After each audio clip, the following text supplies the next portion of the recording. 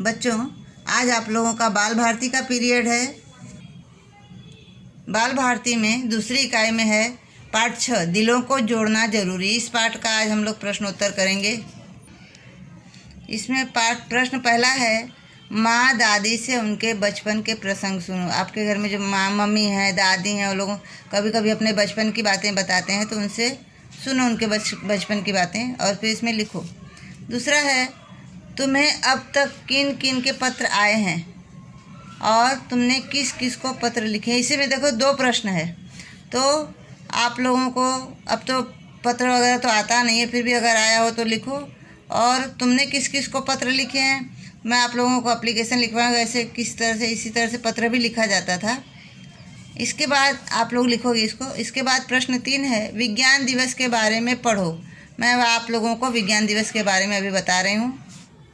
विज्ञान दिवस, भारत में राष्ट्रीय विज्ञान दिवस 28 फरवरी 1928 को doctor Chandrashekhar Venkat Raman, doctor CV Raman ji ने अपनी खोज रमन प्रभाव की खोज की घोषणा की थी। वे पहले भारतीय तथा एशियाई व्यक्ति थे जिन्होंने विज्ञान के क्षेत्र में नोबेल पुरस्कार प्राप्त किया। राष्ट्रीय विज्ञान दिवस का उद्देश्य विज्ञान से होने वाले लाभों के प्रति जागरूकता लाना है तथा वैज्ञानिक सोच उत्पन्न करना है। इस दिन विभिन्न स्कूल, कॉलेजों एवं विज्ञान संस्थानों में वैज्ञानिक गतिविधियों का आयोजन किया जाता है। प्रश्न 4 है, उत्तर लिखो। क, प्रस्तुत पाठ में पत्र किसने किसे लिखा है। प्रश्न 4 का उत्तर, प्रस्तुत पाठ में अन्ना ने सुमित को पत्र लिखा है।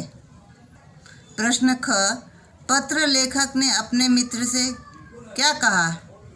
उत्तर है, पत्र लेखक ने अपने मित्र से कहा कि हमारा शरीर निरोगी होना चाहिए, ताकतवर होना चाहिए, पढ़ाई तो करनी चाहिए, इसमें कोई शक नहीं, लेकिन बाकी बातों की ओर भी ध्यान देना चाहिए। ग है, लेखक ने संत के कौन से पद से काम चलाया।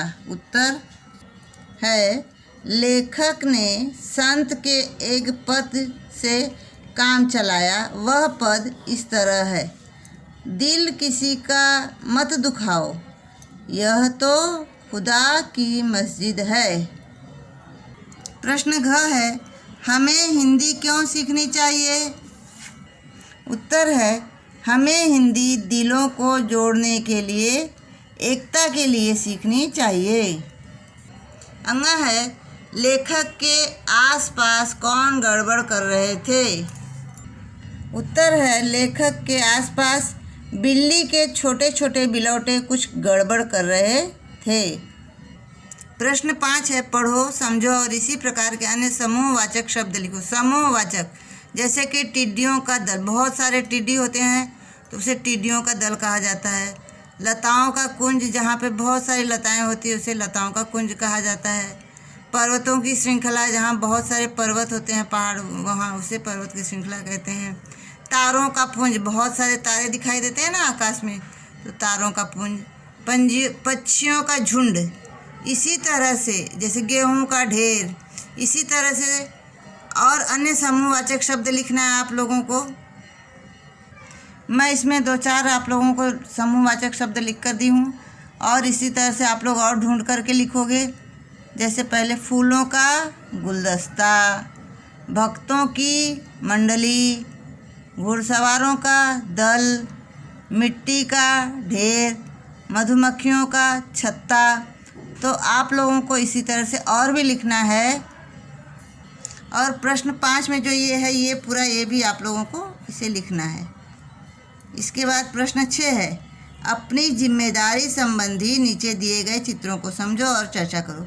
तो हमारी क्या जिम्मेदारी, हमें क्या करना चाहिए, ये चित्र के माध्यम से हम लोगों को समझना है। यहाँ पे इस चित्र में देखिए, ये लोग ट्रेन में ये ऐसे सामूहिक सार्वजनिक स्थानों पर कई लोग क्या करते हैं, खाते हैं, वहीं पर फेंक देते हैं, गंदा कर देते हैं। तो ये नहीं करना चाहिए। अपनी क्या है ये जिम्मेदारी, उसे हमें निभाना चाहिए। यहाँ पर ये लोग खा खा के यहाँ पे गिरा रहे हैं। ये लड़की जो है आकर के इन्हें बोले, अंकल ये ऐसे गंदा नहीं करना चाहिए। इस चित्र में देखिए, ये रास्ते में चलते चलते कहीं भी लोग थूक देते हैं, गंदा कर देते हैं, गंदगी करते हैं। एक तो एक बीमारी फैलती है, पर्यावरण दूषित होता है। तो ये लड़की बोले कि नहीं, यहाँ इस तरह से क्यों थूक रहे हैं आप।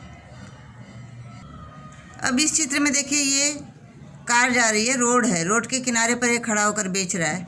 तो ये सही नहीं है, गलत है, एक्सीडेंट भी हो सकता है। तो हमारी क्या जिम्मेदारी है, जो बेच रहा है उसकी क्या जिम्मेदारी है, सड़क के उस तरफ फुटपाथ पे बेचना चाहिए उसको, इससे एक्सीडेंट वगैरह भी हो सकता है।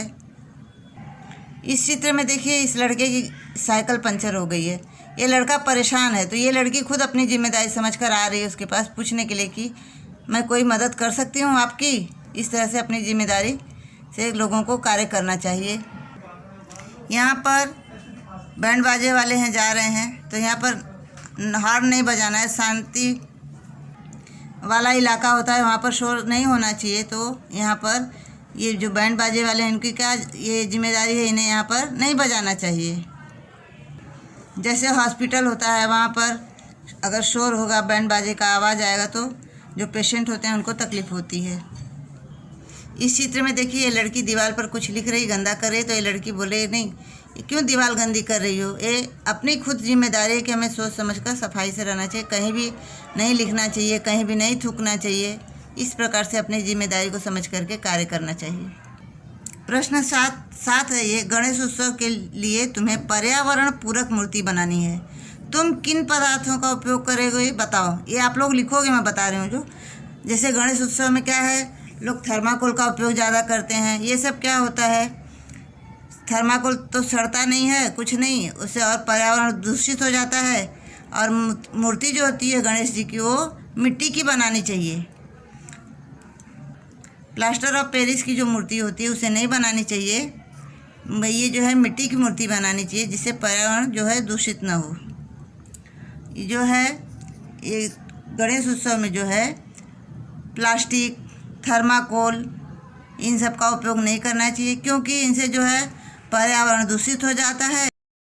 प्लास्टिक जलाने से जो है कैंसर जैसी बीमारी होती है, वो सड़ता गलता नहीं है, और अगर गाय जानवर खा लेते हैं तो भी मर जाते हैं। इसी के साथ बच्चों, हमारा पाठ 6 दिलों को जोड़ना जरूरी, यह पाठ समाप्त हुआ। धन्यवाद बच्चों।